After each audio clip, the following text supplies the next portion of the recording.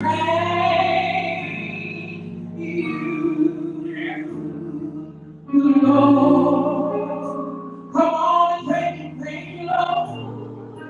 Thank you, Lord. You've been so good, Lord. Come on and thank you from the bottom of the heart. We thank you, Lord. Oh, Lord, can we sing? I just want to thank you, Lord. Thank you, Jesus. Thank you. We thank you, Lord. Come on and thank you, Jesus. Thank you, Lord. Oh, we just want to thank you, Lord.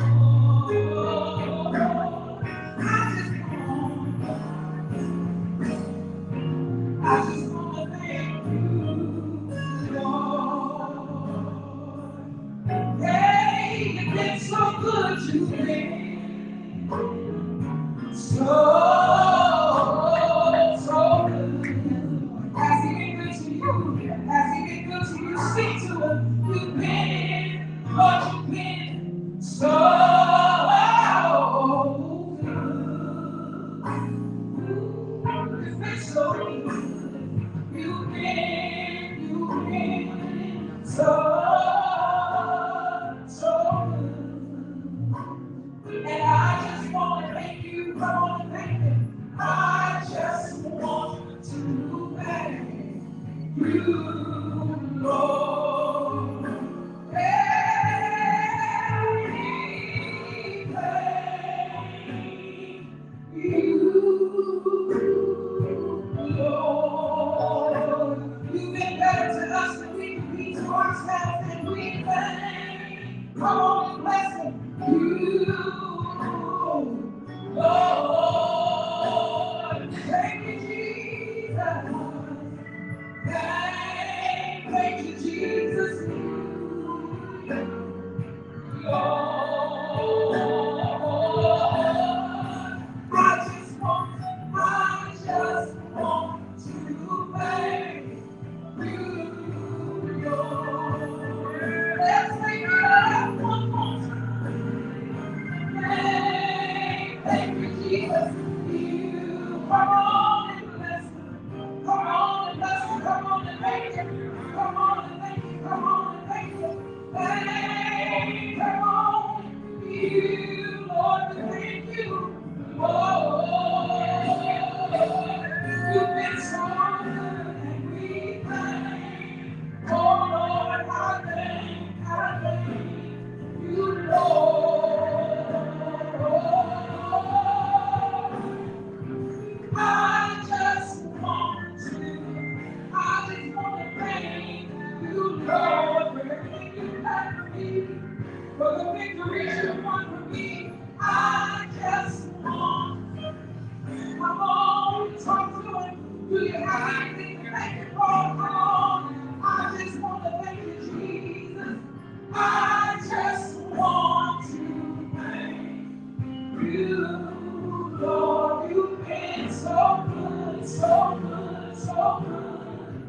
I just want to thank you, Lord. Thank you, Jesus. Thank you, Jesus. Come on, help me sing. Thank you, Jesus. Thank you, Jesus. Come on and bless him. Thank you, Jesus. Thank you, Jesus.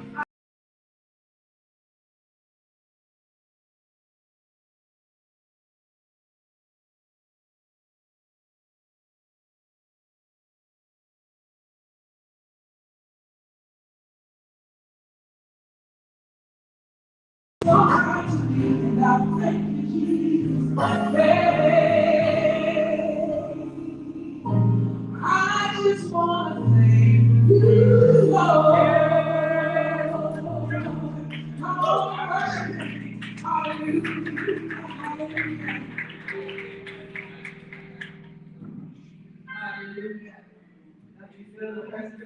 Hallelujah. We just come to thank Him and praise Him. Thank you, Sister Cece. Hallelujah. Oh, bless His name. Hallelujah. We're going to give the man of God ample time, so if you will stand back on your feet, praise God. Hallelujah. Hallelujah. I don't originally know where he's from. All the way from Texas, blessing us with his presence. I just ask you to give him a hand praise, a hand praise, as I introduce this congregation to the man of God, Prophet Freddie Garcia.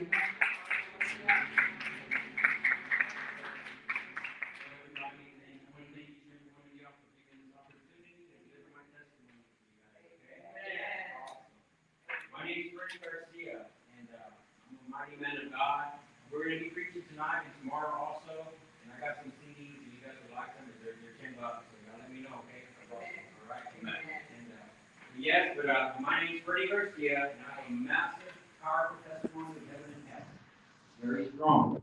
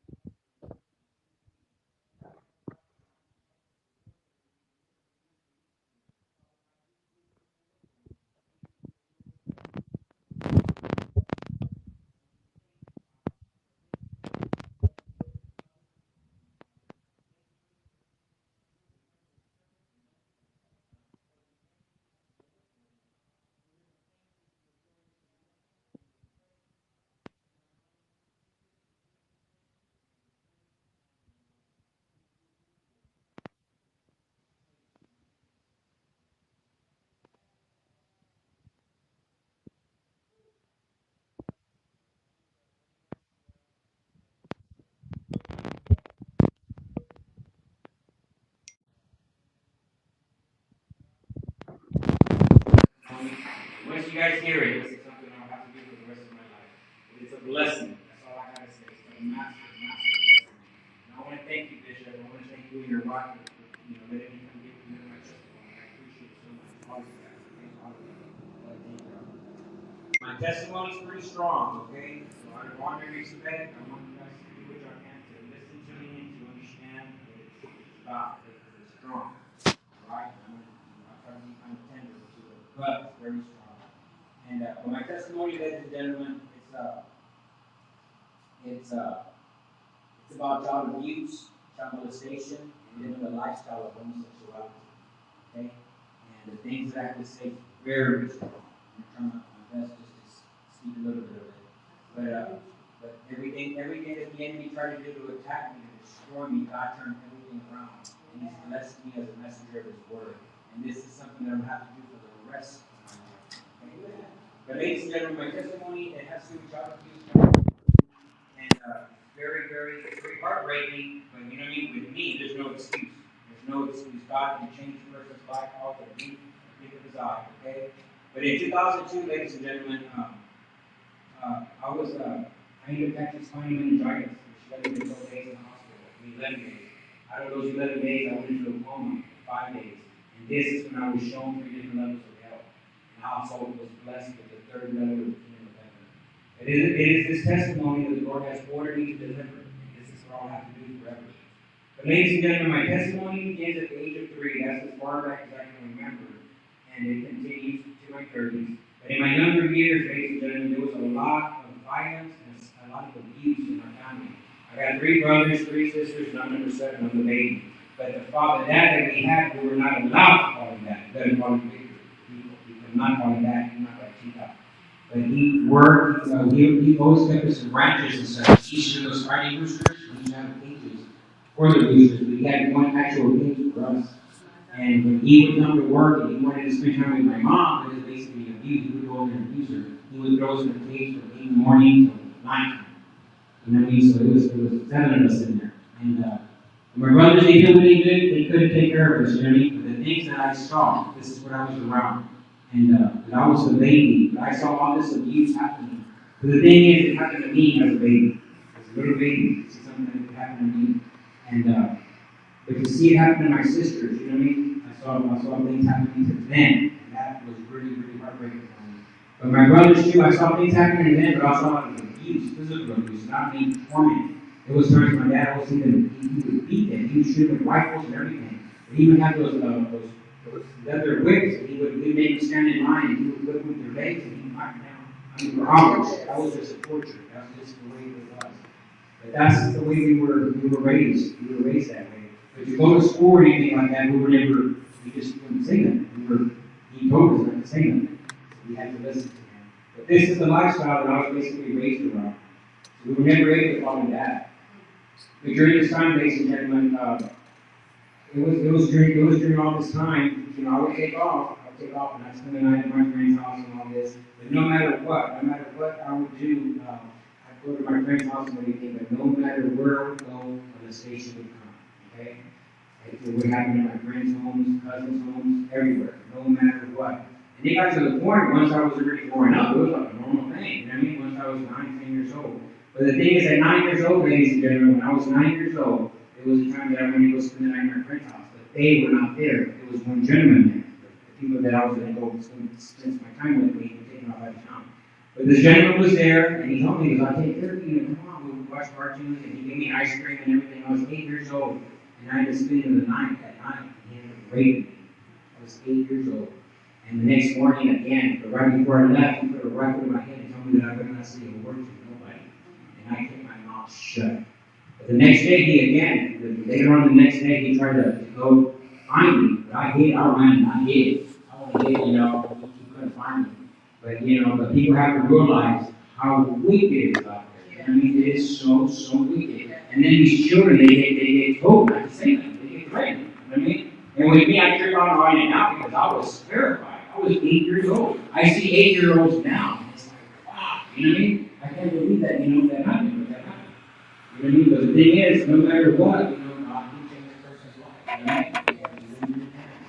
But all this happened to me, ladies and gentlemen, and that's the environment that I was around. At the age of 14, by the age of 10, my mom finally met my dad. She got what's up, gentlemen. She got with other man. And her mom was real good to us. I saw her go through a lot of torment. But the thing is, she met another man. She finally left my dad, divorced him, and she met another guy. He'd been in prison all his life. And he used me. He was real good to me to get to my mom. You know what I mean? So he was like the dad I didn't have. You know what I mean? For a year, basically. After that, you know what I mean? He got with her. They stayed together. So he passed away. And but the thing is, by the time I was 14, he tried something with me. And I went and I told my mom. But the thing is, she got both of us together and she took his side over my side. So by the time I was 14, he was like, you know what? You don't want you in the house anymore. So you got to go. But I ended up leaving at age 16. I ended up taking off. I left. And that's, you know, it's ugly for people to have to go through that. You know what I mean? Yes. And it's out there, people. The enemy's trying to do whatever he can to attack and to destroy God's chosen. Okay? And but I guarantee you, but right when I was 16, I ended up leaving. And by the time I was a few months later, I ended up getting invited to California by a family member. And I did. I took off to California. And I got off the Greyhound bus. I got off at 1 in the morning. And the next thing you know, at 6 o'clock, they already having a job. She already having a job like that. So I had to take off to work. The thing is, I was with these people for a little bit over a month. But one night, after walking home at nighttime, I was there and I walked in the house and they had my bag of clothes and they threw it to me. And they said, you have to leave. You got to get out of here. You can't be here no more. And I'm like, what? They said, station is going to come and inspect us. You can't be here. I said, well, can I come back later in the evening? They said, no, get out of here. And I'm like, well, where am I going to go? They said, that's none of our business. So it was during this time, ladies and gentlemen, where I did. I ended up getting my bag of clothes and I took off. And I was out there walking down the street, Bakersfield, California. And it was a bad part of town. It was a bad part of town, but I was out there. And the next thing you know, I remember walking, and I saw a little restaurant. And I got there real quick, and I saw them there wiping their tables down very closely. And I went out and put my bag hid behind the dumpster, and I went in there. I was 16. And I had nowhere to go. I didn't know what I was going to do. It was like 10 o'clock at night. But when I got there, ladies and gentlemen, I saw this, they're cleaning tables, and I went inside on this one table, and this one guy came over and he goes, hey, how can we help you? We're closing. And I said, well, I just got going on the streets. I don't know what I'm going to do. And he's like, what? He goes, where are you from? I said, well, I'm from Texas. And he was like, what? And then he goes, you know what? Hold on. And he was cleaning and everything, and then he came back and goes, you know what? Let me see if I'll be able to help you. He was, I'll let you stay in my house for a couple of days. And I'm like, all right. But I guarantee you, ladies and gentlemen, right? You know, I was thinking God at the time, but I guarantee you, when we were walking to his house, he started asking me questions about myself. He was a real nice guy. He was a real nice guy. He's a family guy. But right when we got into his home, he was unlocking the door, and he turned around and he told me, he goes, there's something I got to tell you. And I said, what? He goes, I'm homosexual. And I'm like, okay. He goes, so you're going to end, you know, this is where I live. Because I'm telling you right now what the lifestyle that I live. He goes, and I have friends with me. This is what we do. And I was like, but at the time I was so tired, I was hungry. I said, fine, you know, that's fine. You know what I mean? So he took me in. He took me in. But this was the first introduction to homosexuality for me. They're way from living. And I mean, these guys they were wild. They would work basically Monday through Thursday on the weekends. They would dress up in drag, everything. They were wild guys. So this was in Bakersfield, California. And this is the introduction. I was introduced to that way of lifestyle. But they were there for me. They took care of me. They really, really did. They took care of me. But the things that I saw a lot of partying, a lot of wickedness. But I did too. At the time, I remember I would call my mom, and, hey mom, how you doing? I'm doing good. How you doing? Good. But, all the time I would call, I was never asked, hey, when you come home? And that was never spoken to me. So I would just do what I could to see how she was doing. And then I would pick up the phone and I was back to that crowd. But the thing is, ladies and gentlemen, during this time, during this time that I would go out with them. And they wouldn't let me in the bars. I was 17 years old at the time. And I'd go out there and everything to go party. But they'd keep me outside in the parking lot. But the thing is, I ended up meeting other men. I was introduced to very, very, very wealthy men. And it was during this time that I ended up meeting this one man. And within a month of us meeting each other, he ended up taking me to San Francisco, California. That's where he was from. And the first time that I went, he got me a private jet. That was his way of welcoming over to San Francisco.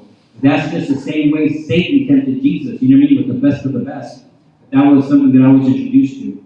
And but during this time, ladies and gentlemen, when I finally met this gentleman, within a few months, within a month, he ended up getting me an apartment and everything.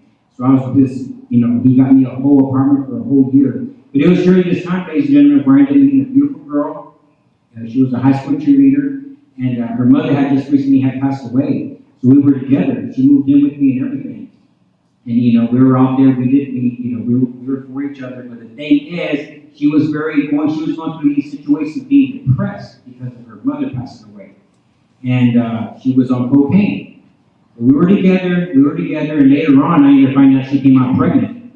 And when she came out pregnant, I was all excited. We were both excited, and we were trying to do whatever we could to make things go for her and I. But it was during this time that I found out she was still doing little cocaine here and there. You know what I mean? So the only thing that came to my mind was, let me get her out of here. And I took off back to Texas. You know what I mean? But once I got there, they were like, get out of here. I wasn't wanted over there. But I tried my best. But just for a few days, she called me. She was already 6 months pregnant, ladies and gentlemen. 6 months pregnant. And it was during this time that, just a few days, she called me. She said, Freddie, I just had a miscarriage. I'm like, what? And she said, you have to come back. So I did. I came back to California. But just a couple of days later, I ended up finding out that she would have had an abortion.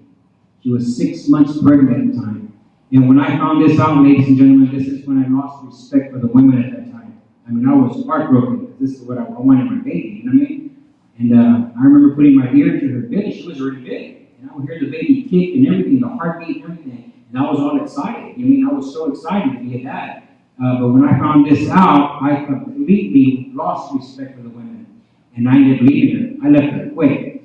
And within a month later, I ended up going into a gay relationship because I told myself I must not be mad enough to be with a woman. That's what the enemy put in my mind. The enemy put that in my mind. So what happened, I ended up, I left her and everything, and a month later, I ended up finding a guy. He was my first lover. And he was a model and an actor. He came out in some movies, Thelma and Louise. He came out in some other movies. And I was with him for over two and a half years. But during this relationship, ladies and gentlemen, I was introduced to a lot of very cool people, a lot of wealthy people. But it was during this time that a lot of things happened. You know what I mean? I was around him. We'd go out to parties in Beverly Hills. He came out in all these little movies here and there. He came out in the Thelma and Louise movie. And it was awesome. It was awesome, the people that I got to meet. But the thing is, a lot of things happened to him and I. A lot of abuse, fighting, I mean, hardcore. But it got to the point where I couldn't take it no more. So after 2.5 years, I left. I ended up leaving, and I moved to Los Angeles. And right when I was there, ladies and gentlemen, no matter where I would go, I would find men would come to me. No matter where I would go, they would come to me. How you doing? You know, and they would take me in. I stay here, stay there, but I found some very wealthy men. But I was a little party freak. You know what I mean? Those demons were in me to party. I would love to drink. I did coke. I did everything. That's what I was around. And so I would be with these very wealthy men for a week or two, a month, that I wanted to go party and hit the streets again. You know what I mean? I was back and forth, back and forth. But it was during that time where I ended up meeting another guy. And this guy, he was a model and an actor. That's when they had that big old riot here in California where those cops with that one gentleman in LA. There was that big old fire and everything. I was in 1990, I believe. I was over there doing all that. Yes. And we ended up, I ended up meeting with this guy. He was a model. He came out in Playgirl magazine. He was a fashion model. And he told me, he goes, Freddie, he goes, let's get out of here. He goes, I have to go do some work in Honolulu, Hawaii. And you want to go with me? And I'm like, all right, so I'll go. So I took off. I'm taking off to Honolulu, Hawaii. But the thing is with him, with this guy, we go to parties or clubs, and he would sit there with women. He was with all these women. You know what I mean? He was selling himself. You know what I mean? He was a very good-looking guy. He was a model. He came in Playgirl magazine. You know what I mean? He would do fashion wear. And but it was during this time I noticed we'd go to a club or something, and he would take off. He'd say, "I'll be right back." And I'm like, "All right," you know. And he'd come back an hour later. You know, and he did that for, you know, when I here in LA, I saw him doing that. But we ended up taking me to Honolulu, Hawaii. And when I was over there, ladies and gentlemen, Honolulu, Hawaii, when we got there, we ended up seeing one of the big old beautiful yachts. And he used to work for this gentleman, you know, the yacht, one of the biggest yachts in Waikiki. And but the thing is, within the second day when we got there, we went out looking around, clubbing, and he started telling me. He said, "Freddie," he goes, "There's a reason I brought you here." And I'm like, "What are you talking about?" He goes, "There's a reason I brought you over here." He goes, "I know how to make money from you." And I'm like, "Make money from you? What are you talking about?" I said, "I'm going to get a job. I get a job." He goes, "No." He goes, "I already got some customers lined up for you."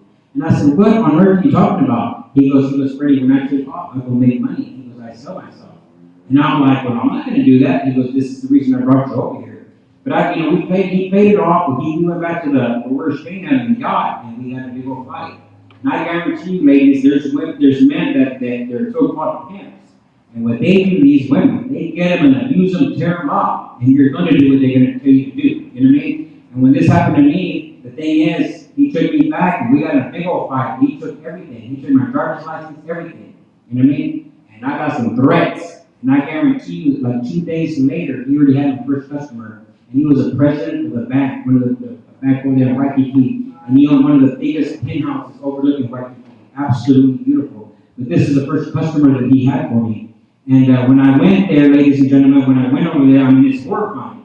And I remember getting on the elevator, and I was like, man, I can't believe this is happening. You know what I mean? And he took me to my first customer, and we went in there. There's a big old tall white man. And I was going to be there just for a couple hours. And the thing is, I saw them, they were talking out there in the patio, and then he just walked out. He ended up leaving. And then the customer, he said, "How you doing?" I said, I remember looking at the guy. His name was Mike. And I was waiting for him to turn around. But he didn't. He left. So when that happened, I ended up turning around with a big old smile on my face to survive. And I looked at my first customer, like, "How you doing, Freddie?" "I'm doing good, Freddie." But I guarantee you, ladies and gentlemen, the first drink that we had, the first few minutes we started talking to each other, he only paid for 2 hours for me. But he ended up making a phone call. He kept me for like 4 days with him. Okay? But I guarantee you, I was so upset, I didn't want to go back. You know what I mean? So I paid it off too. But he took me out. He took me out to some very nice places. I'll cheat and everything. But I'm telling you, that's the enemy. You know what I mean? But that's prostitution. That's horrible. And then to get back, you know what I mean? And they strip search you. Everything. You got to take everything off to make sure you have no money on you. You know what I mean? That's what they do. That's what happened to me. Okay? And it's very heartbreaking for things like that to happen. But during this time, ladies and gentlemen, he had beautiful women, and I ended up meeting one of his girlfriends. She was a beautiful, beautiful redhead. He was going to college to be a business attorney. And the thing is, we ended up moving in with her. And but we were all together. We walked together and everything. But all of a sudden, he got a phone call. He ended up coming on the paper magazine. After that, he ended up going to Japan to do some fashion wear over there. And it was during this time where me and Kelly, we ended up getting together.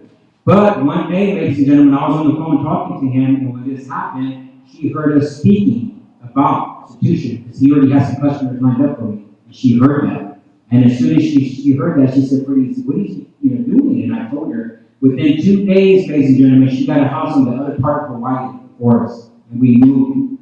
And she's the one that got me away from him. I never spoke to him again after that.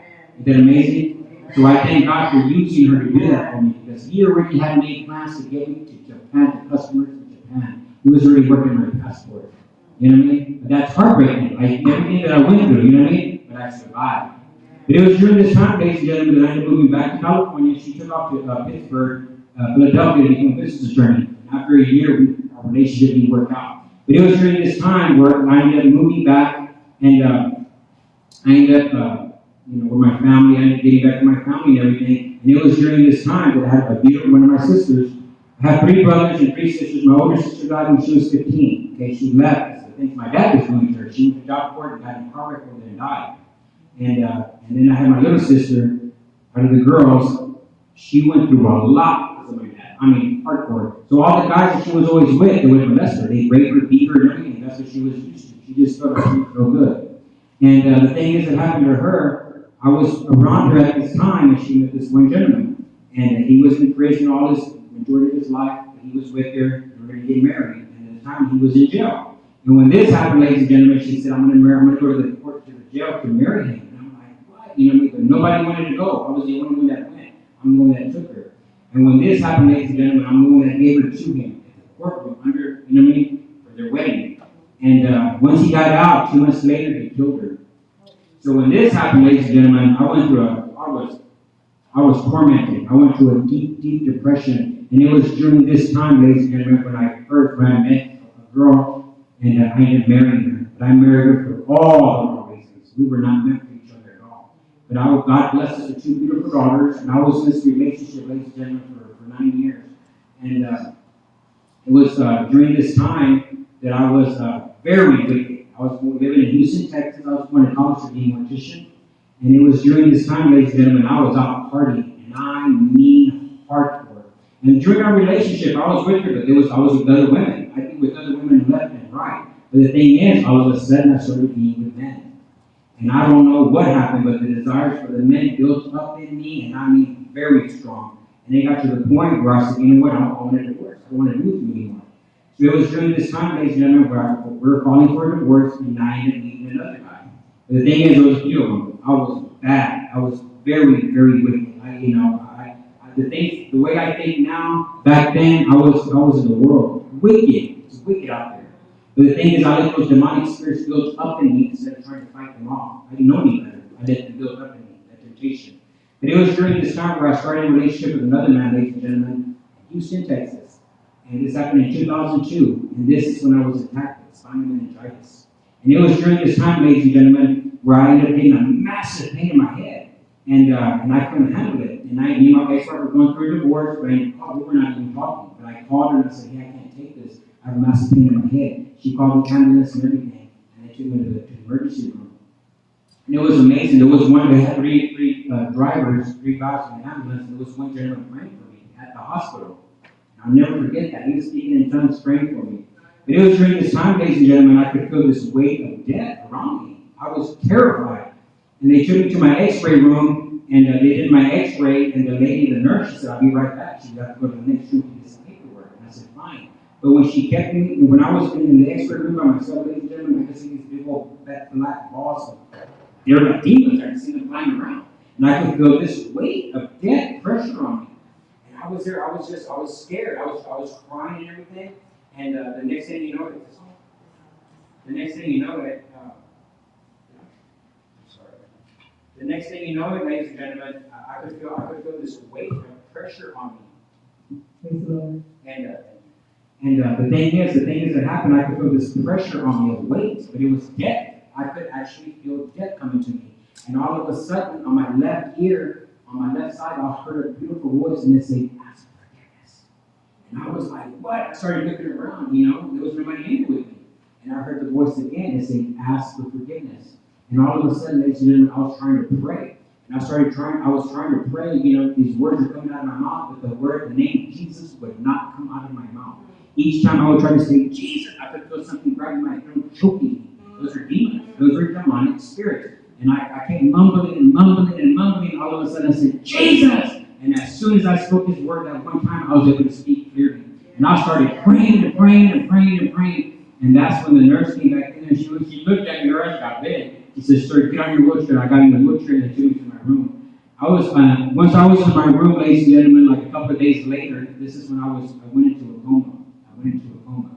Okay? And when I was in the hospital, I ended up going into a coma, and I had a temperature of 104.4 degrees, okay? And it was horrible, but I could feel death coming to me. But 2 days later, I went into a massive coma. I was in a coma for 5 days. And it was during this time, ladies and gentlemen, where my spirit, my soul came out of my body, and I was taken to 3 different levels of hell. And the first level of hell that I was shown, ladies and gentlemen, is I was flying over a desert. And I could see, it was basically dark, but the only time that I could see when there was lightning and thunder. And I remember looking down, and I was over this desert. There was huge holes in there. They were 5 to 6 stories deep. And I could see one person in each hole. And I flew into one hole, and I saw a lady there. And from her feet all the way up to her face, my eyes are just right there. And I could see her skin. It looked like it was melted to her bones. But during this time, I could hear other people screaming and being tormented. I could hear them being tormented. And all of a sudden, I looked at her, and all of a sudden, I flew out, and I went into another hole. And there was this gentleman who was trying to crawl out. He was sliding right back down. But he was screaming and yelling for help. All of a sudden, I took off again. I flew out. And I remember looking back, and I would see like demons. These demons, they were going in these holes, and they were tearing the people's bodies apart. And then their bodies would get back together. And this is a repeat over and over and over. It's horrifying things that I saw there. All of a sudden, ladies and gentlemen, when that happened, the next thing you know it, I ended up flying through the air again. And as I'm flying through the air again, the next thing you know, I'm flying over an ocean.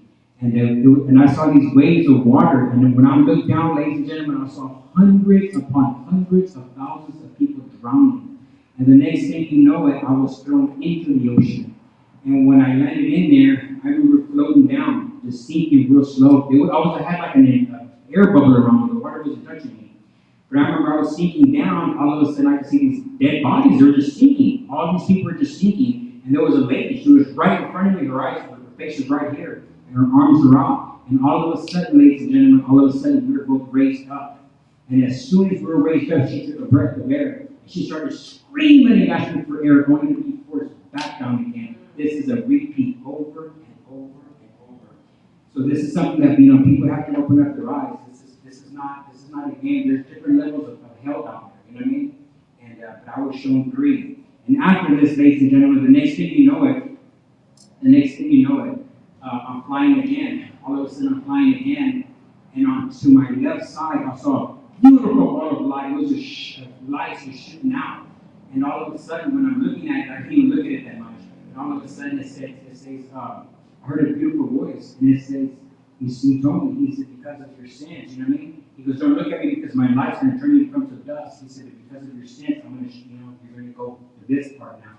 And the next thing you know, ladies and gentlemen, I fell through this hole. And as I'm falling down, I remember looking down, and it was a lake of fire. And the torturing, the screaming, and the yelling that I could hear was horrifying.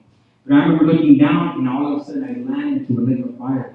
And I remember hitting the ground, all of a sudden my arms just went up and started screaming and yelling. And it's horrifying. Oh, there's no word that can describe to be thrown into the lake of fire. You know what I mean? And I could see all these people just screaming and yelling. And all of a sudden, ladies and gentlemen, when I'm looking up, there was a ball of light. And I could see Jesus. He just came down quick. I could see his face. And he reached down and he grabbed me and he put me out. And with the blink of an eye, he flew up to a hole on the top of this cave. And when I was there, ladies and gentlemen, I was just there shaking. I was in shock of what was happening. You know what I mean? Because I was cast into the lake of fire. But I remember looking at Jesus. He was right here beside me. There was just beautiful light shining out of him. Beautiful light. But I was in shock. You know what I mean? There's a word that can't describe what would happen. You know what I mean? There's a word that cannot describe. But it was during this time, ladies and gentlemen, I remember standing there and I was in shock when I was seeing. I remember looking in the cave and it went for a long distance, and I saw hundreds upon hundreds of millions of people burning, and they could see us. I saw some people nothing but bones, other people had their meat on them, they still had their flesh on them. You know what I mean? But it was horrifying what I saw. And Jesus was standing beside me, and all of a sudden he's pointing out that he didn't have his hand like this, he had it like this. And he told me, well, this is where you would have been for the simple life you were living. He said, but I heard your prayers, because I had prayed. He goes, and I heard the prayers of my servants. During that time, ladies and gentlemen, there was churches praying for me. I had family members calling churches and everything to pray for me. And so that goes to show you that prayer is very, very, very important. Okay? It's very important. But all this stuff was happening, ladies and gentlemen, and the next thing you know it, all of a sudden Jesus told me, he goes, I've had plans for you from before you prayed. He said, you belong to me. I'm going to take you home. And the next thing you know it, when he told me that, my eyes closed.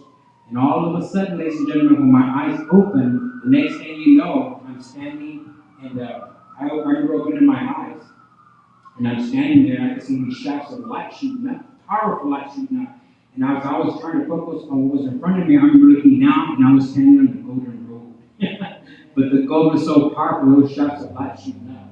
And the next thing you know, I'm looking in front of me, ladies and gentlemen, and it's absolutely beautiful. I saw it was like a tropical paradise. I remember looking over my left side, and there was beautiful waterfalls over these beautiful hills, and it was absolutely beautiful. And on this side, I saw a big old palace. It was a huge palace, and it was like an ivory color, and on the top it had a gold crown. It had a beautiful design, like a gold crown up there. And the next thing you know, ladies and gentlemen, is I'm walking sitting on the grass. I remember looking down, and the grass had popped up as if nobody ever touched it before.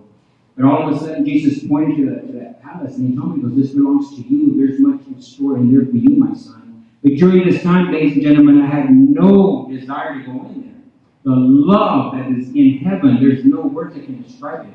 There's even colors up there that they don't even exist here. But I can feel the waves of love that is indescribable. I can't wait to go back. I want to hurry to go back there. I want to go back to heaven. You know what I mean? The third level. It's a blessing up there. But I'm telling you, ladies and gentlemen, everything that I was shown, it's absolutely beautiful up there. There was another part where Jesus and I were walking, and I saw these beautiful waves of water. And I remember looking down on the sand, but it wasn't sand. The sand was actually gold. It was absolutely beautiful. And there was another part, ladies and gentlemen. All of a sudden, within a blink of an eye, we're out in space. And this is something that I got to speak of. You know what I mean? But we're out in space, and he showed me Earth. I could see Earth. And I could see the bottom part of the Earth was dark. And on the top, I could see the Earth. It was absolutely beautiful. But we were standing there, and all of a sudden, he said, when you go back, you need to let people know that they have to be born again to make it to heaven. He said, because as of now, they're worshiping other idols. And all of a sudden, these different religions started coming out. And the first one was the Virgin Mary. Okay? And all of a sudden, these other Jehovah, all these other religions started coming up. And Jesus said, he said, this is not who I am. He said, you need to let them know that they have to be born again in order to make it into the kingdom of heaven. So all of a sudden, ladies and gentlemen, once he showed me that, all of a sudden, within a blink of an eye, I'm standing in a white room. And I was in a white room, and I could hear him speaking to me. Because you're going to go back and you're going to live the way you lived and everything that you saw. And I was like, Lord, I'll do anything for you. You know what I mean? Because he put me under like a fire. You know what I mean? But I guarantee you, during this time, ladies and gentlemen, it's absolutely beautiful. You know what I mean? Everything that I was shown in there, I didn't want to come back. Not one time that I didn't want to come back. But I could not tell him no because he put me out of the lake of fire. You know what I mean? And that, for that reason, I can't say no. And when he told me that, he said, you're going to go back. And I said, Lord, I'll do anything for you. But all of a sudden, ladies and gentlemen, all of a sudden, there was a glass screen came out. And my body flew into that screen. And every stage, from when I was born, every stage of my life was shown to me like a movie. And I mean, within seconds, it was flashed in front of me. And what I saw, ladies and gentlemen, I was disgusted on what I saw. And I remember flying out of there, and I fell on my hands and knees, and I said, Lord, after everything I did, you're going to forgive me for my sins. And he said, I forgive you. He said, you belong to me. And you're going to go back. You're going to go back, and you're going to deliver what you have seen. After this, ladies and gentlemen, It was very powerful. After all of this, what happened, after he showed me all of this, it was, I didn't have no energy, and basically I felt disgusted on what was on me. Thank you. I felt disgusted on what I had seen. But it was during this time, how does a doctor become a doctor? How does a nurse become a nurse? How am I going to be able to come and deliver a testimony if I was not out there? You know what I mean? Live that life. So basically, everything that the enemy tried to do to me, God turned everything around. And now He's blessed me as a messenger of His word. And He's ordered me to speak against a lifestyle of homosexuality, child abuse, child molestation. This is what I come and I stand against. And abortion. Okay? But people need to know that there's a heaven and there's a hell. And I guarantee you, ladies and gentlemen, in Revelation 21:21, it says 12 gates were 12 pearls. Each individual gate was of one pearl. And the streets of the city were pure gold like transparent glass. This is in heaven, ladies and gentlemen. I guarantee you it is absolutely beautiful over there. I can't wait to go back. But after all of this, ladies and gentlemen, people need to realize, you know, there's a heaven and there's a hell. And God loves us. But the sins that we are committing, He's completely against. He's not for it at all. In John 14:1-6, it says, let not your heart be troubled. You believe in God, believe also in me. In my Father's house are many mansions. If everyone I saw what I told you, I go to prepare a place for you. And if I go and prepare a place for you, I will come again and receive you to myself, that where I am, there you may be also. It was absolutely beautiful, ladies and gentlemen. I can't wait to go back. All of a sudden, ladies and gentlemen, in Psalms 50:16-23, it says, but to the wicked, God says, what right have you to declare my statutes or take my covenant in your mouth, seeing you hate instructions and cast my words behind you? When you were a thief, I'm sorry, and when you became partaker of adulterers, you gave your mouth to evil and your tongue framed deceit. You sit and speak against your brother and slander your mother's son. These things you have done, and I kept silent. You thought that I was altogether like you, but I will rebuke you and set them in order before your eyes. Now consider this, you forget God, lest I tear you in pieces and there be none to deliver. Whoever offers praise glorifies me, and to him who shows his conduct aright, I will show the salvation of God. This is what happened to me, ladies and gentlemen. This is what everything in my whole entire life was shown to me. Okay? And that was the wickedness of what was in my life. Everything was shown. But I guarantee you, when you ask for forgiveness of the sins that you committed, God's going to forgive you. Okay? He's not going to throw that into your face. This happened to me. You know what I mean? But the thing is, there's a judgment room in there, ladies and gentlemen. And this judgment room is going to be for the people that are going to be judged and they're going to be cast into the pit of hell. Okay? And then there's going to be the other judgment room for the righteous. When we get there, God's going to welcome you into the kingdom of heaven. Okay? So people need to open up their eyes, but this is not a game. We have to open up our eyes and not be minded. After this, ladies and gentlemen, the next thing you know it, Jesus told me, because you're going to go back and you're going to deliver the way you live. And I said, Lord, I'll do anything for you. All of a sudden, this energy just came to me. And the next thing you know it, I remember looking, all of a sudden, within the blink of an eye, it's like my eyes closed. And the next thing you know it, I could see myself in the hospital bed. And ladies and gentlemen, when I saw myself, I was in a sitting position. And I was completely out. I was out. And it was during this time, I could see these snakes, but they were actually demons. I had hundreds of demons in me, and they were out of my body because they thought they already did their job. They thought I was burning a lake of fire. You know what I mean? So they were out of my body, and they were flying real fast all around my body. And I was in shock looking at, you know what I mean? Because they looked like snakes, but they were actually demons, demonic spirits. I had hundreds of them in me. I was wicked. And it was during this time, ladies and gentlemen, all of a sudden, on my left side, all of a sudden I saw a beautiful ball of light. And I knew it was Jesus. It was the blink of an eye, he swung, boom, his arm towards my body, and those demons flew into the wall. And I was back to my body. Wow. And it was during this time, ladies and gentlemen, all of a sudden, when I woke up, I remember I could see a lady at the bed, and I said, who are you? She was sitting at the end of my bed. She was, I'm your mother. Boom, I knocked back out. But 2 days later, 2 days after this, ladies and gentlemen, this is when I was released out of the hospital. And I ended up going home. And it was during this time, ladies and gentlemen, as soon as all this happened to me, I was able to hear God's voice. And the things that I saw, ladies and gentlemen, it's amazing. I was able to see things to happen. I would tell my family, somebody's going to knock on the door. They would just laugh. All of a sudden it was the door, you know what I mean? The phone, that's somebody's going to knock, the phone's going to ring. all of a sudden it would ring. And one time, but they would laugh at me. My family members were just laughing at me. And it was during this time, my mother was on the phone. And I was there sitting, looking at her, and I said, Mom, what's wrong? And I could see that she was crying. And she's like, Freddie, she was a family member. They can't find my uncle. He's in Houston, and they can't find him. And I'm like, what? And quick, I said, oh, he's gone already. I said, there's a bag of clothes at his feet, but he's over there by a dumpster, by a big old trash, a dumpster. And she's like, what? I said, but he's gone already. I said, is in an abandoned gas station? And she's like, yeah, right here. She was crying. And 2 days later, they found her uncle in Houston, Texas, at an abandoned gas station in the back by a dumpster, full of bags. And a little bag of clothes was gone. And right when she saw that, that's when they started paying attention. Because at the time, ladies and gentlemen, I was able to see things to come. And it was amazing what God did. He blessed me with this gift. But the thing is, at the time, I didn't know how to handle it. I didn't know how to handle it at all. I was recovering. But it's just a blessing of what God has, he's done for me. I can't stop thanking him. Everything that the enemy did, God turned everything around. He's blessed me tremendously. But the thing is, ladies and gentlemen, we need to realize that God is awesome, but we have to be obedient to who he is. You know what I mean? And the lifestyle of homosexuality, that is a demonic spirit that is here to kill us. Okay? It's here to kill people. Okay? To drag as many people as it can into the pit of hell. Everything that's happening right now, ladies and gentlemen, y'all know what's going on there in the world right now with gay marriage and everything. This is horrifying. But this is something that we have got to fight against. And if anybody here has that desire, you have to fight it. Do what you can to fight it. Because this is not a game. God created men for women and women for men to give birth and to reproduce. That is God's creation. And you know that living that lifestyle of homosexuality, this is not the creation of God. You better beware, because in the day of judgment, you will pay the price.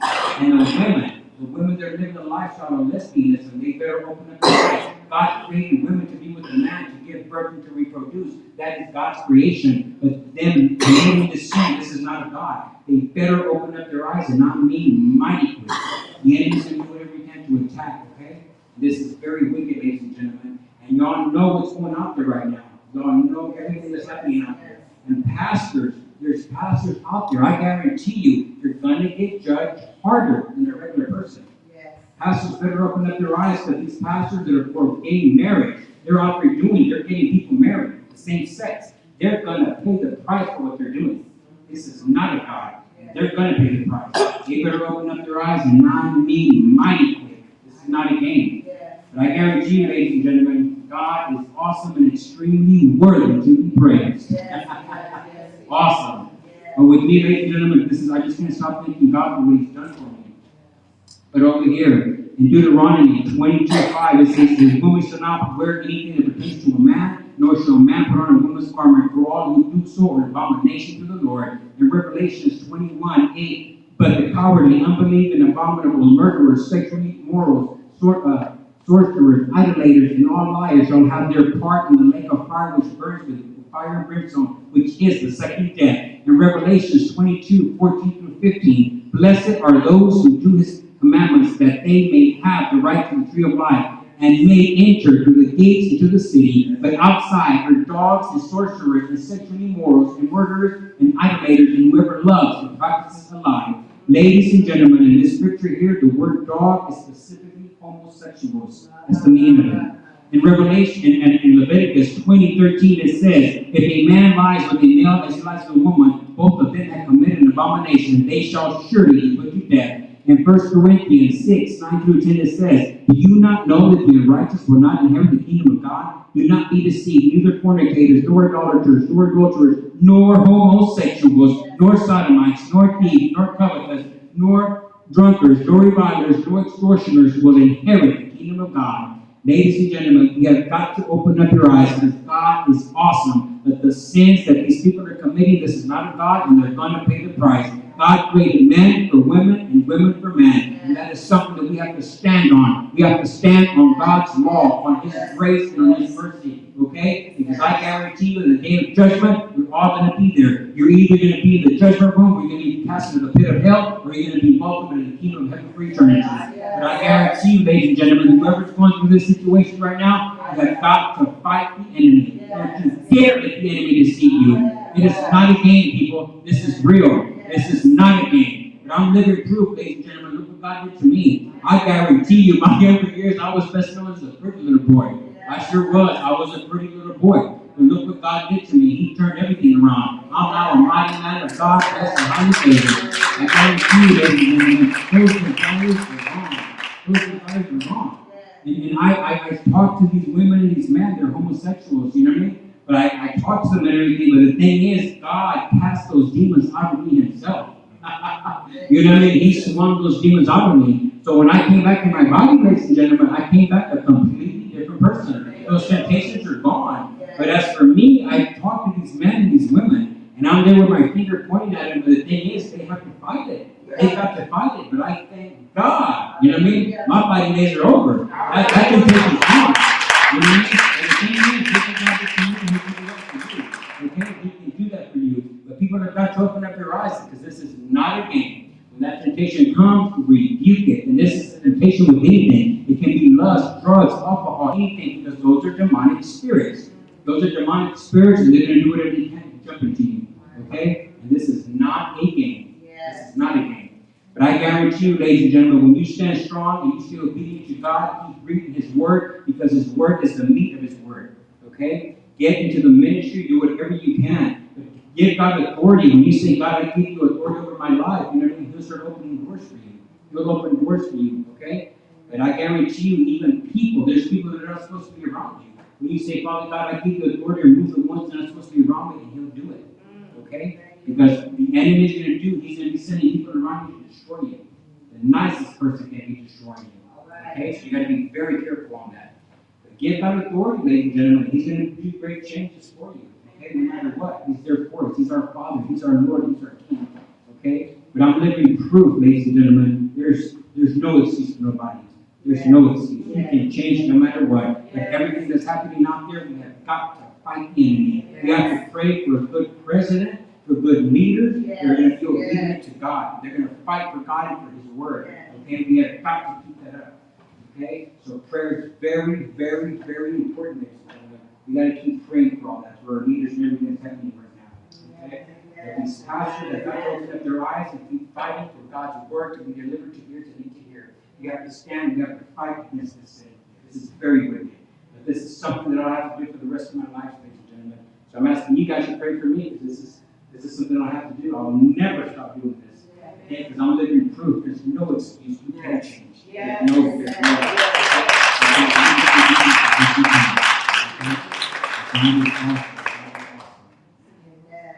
Sweet, the Holy Spirit keeps saying there's going to be changes coming to you, okay? Keep thanking God. I see education all around you. Okay? I see education all around you. Yes.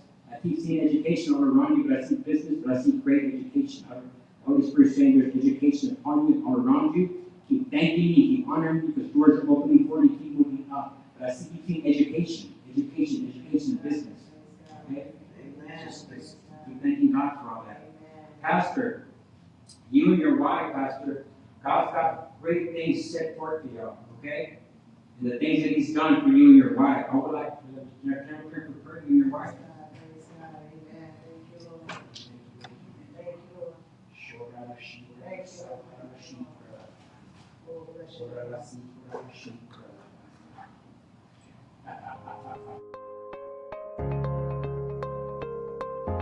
Here at Due Season Fellowship, there are 4 ways to partner with our ministry. Visit us online at dueseasonfellowshipsb.org and click the Give button. You may also use the Givelify app by searching for Due Season Fellowship. For your convenience, you may Cash App your donation by using $Due Season Fellowship. That is again $Due Season Fellowship, all one word. And finally, you may mail all donations to Due Season Fellowship at P.O. Box 1522, San Bernardino, California, 92402. It is because of ministry supporters like you that we are able to spread this gospel literally around the world. Thank you again for your support. Thank you for joining the live broadcast of the Due Season Fellowship Church of San Bernardino, California. It is our prayer that you were blessed by the broadcast that you have viewed on today.